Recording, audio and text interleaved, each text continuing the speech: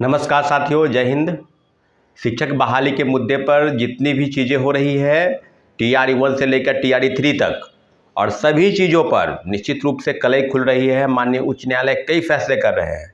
आप सबको पता होगा कि कल एक फैसला लिया गया, और वो जो फैसला है उस पर सीधे सीधे कहा जाए तो कंप्यूटर साइंस के TRE 1 में जो 11-12 के छात्र हैं और जिनके पदों की संख्या लगभग 8,000 के आसपास थी, उन सब मामलों पर माननीय उच्च न्यायालय ने बिहार सरकार और BPSC को तलब किया है। लगभग 4 सप्ताह का समय, यानी 1 महीना का समय दिया है आपको कि पूरा ओवरऑल जो डाटा है, जो कंप्यूटर साइंस के अभ्यर्थी हैं, जहाँ न आरक्षण के नियम का पालन हुआ, न कोटिबार हुआ, और जो विज्ञापन आया उसके बाद उनके डॉक्यूमेंट के जो वेरिफिकेशन हुए, तो उनके बाद उनके जो सर्टिफिकेट है वो इशू डेट उनके बाद की है।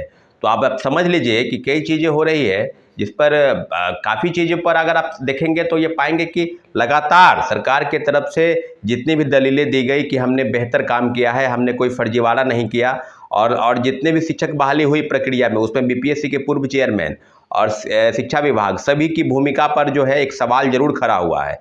उत्तर प्रदेश का उदाहरण अगर लेंगे तो 69,000 पदों की संख्या पर जो वैकेंसी थी शिक्षक बहाली की, उसको माननीय उच्च न्यायालय ने रद्द कर दिया है, और फिर से नए सिरे से उसको काउंट करते हुए, नए सिरे से खारिज करते हुए, नए सिरे से उस पर लाने के रिजल्ट को प्रकाशन करने की जो बातें हैं वो उत्तर प्रदेश सरकार को कही गई है। तो क्या आपको नहीं लगता है कि बिहार में भी जो इस प्रकार से फर्जीवाड़ा हुआ और जिस प्रकार से लगातार जजमेंट जो है छात्रों के पक्ष में आ रहा है? पहला आपको बता दें कि PRT में, यानी TGT PGT नहीं, PRT 1 to 5 में CWJC 1151 धीरेन्द्र कुमार को जो मामला था, Dhirendra Kumar versus government of Bihar, उसमें सीधे सीधे कहा गया कि आपको पूरक परिणाम जारी करने पड़ेंगे। कितने पद रिक्त हैं?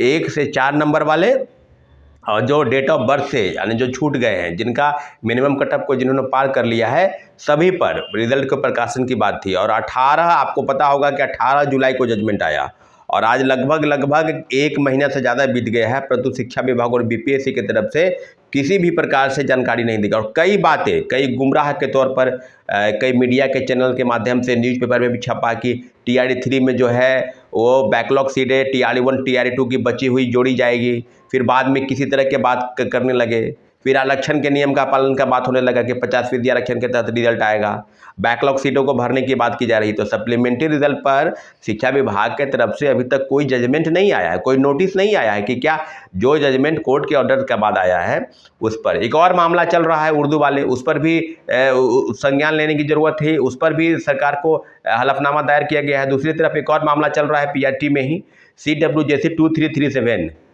सत्यम Kumar versus government of Bihar. इस मामले में भी बहुत जल्द आपको जजमेंट आने वाला है। इसके मामले में भी सब कुछ लगभग 1-2 और हियरिंग होने की उम्मीद है, उसके बाद सारे मामले जो है वो निपट जाएंगे।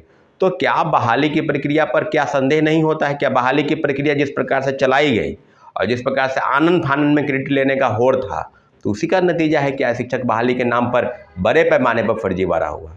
डोमिसाइल सर्टिफिकेट लोग बनाकर बहाल हो गए, दूसरे प्रदेश के लोग डोमिसाइल सर्टिफिकेट, और आज डोमिसाइल के नाम पर जिस तरह का खेल हुआ है उसमें कोई बचा नहीं है कि कितने पद की वैकेंसी।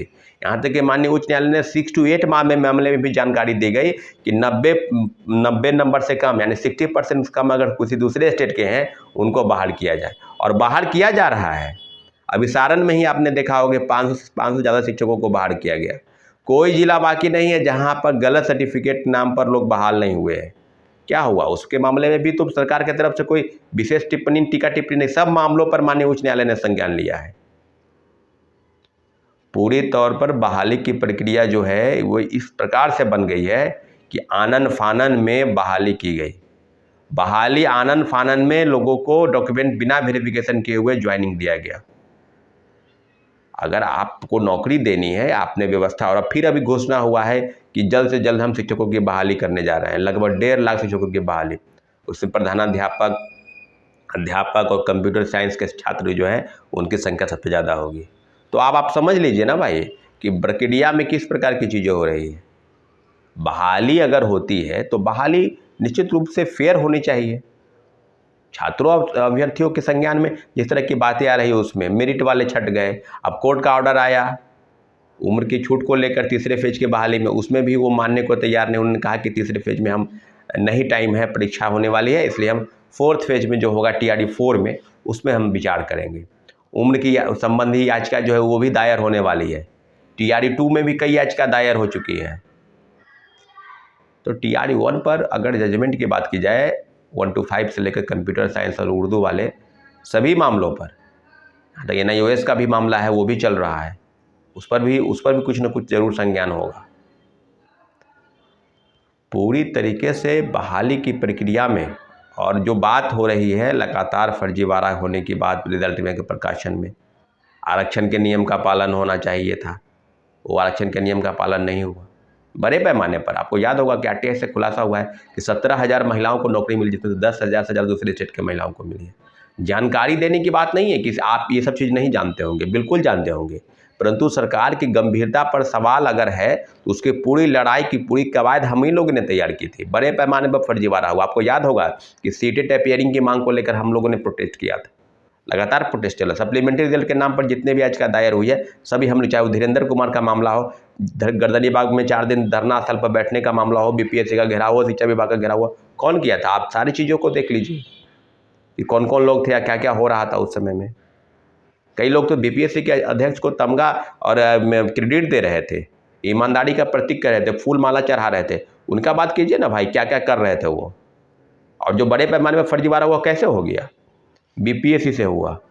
TRE 3 में पेपर लीक हुआ, वो BPSC के अधिकारियों कर्मचारियों की भूमिका है। इसके पहले क्या क्या हुआ? भाषा हर्ता को चेंज किया गया, खेल के बीच से नियम बदले गए।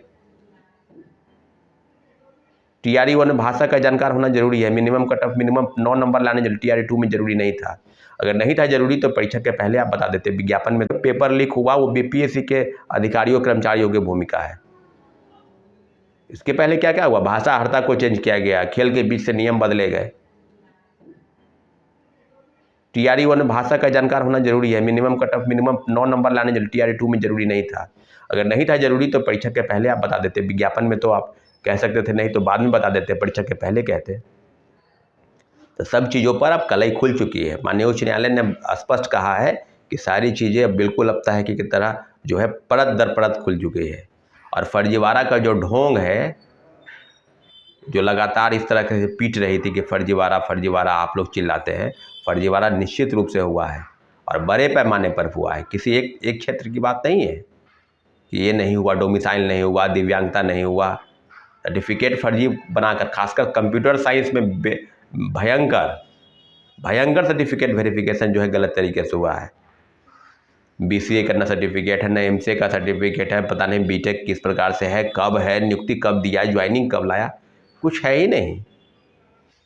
इसलिए साथियों, गंभीरता के साथ एक एक बिंदुओं पर लड़ाई लड़नी है और जितनी भी चीज़ें आपके संदर्भ में हैं, हम लोग के संदर्भ में है, यहाँ तक कि डोमिसाइल फर्जीवाड़ा कर दिव्यांगता प्रमाण पत्र बनाकर यहाँ RTI से खुलासा हुआ है 48 लोगों को नौकरी मिली, जिसमें 8 सिर्फ बिहार के हैं।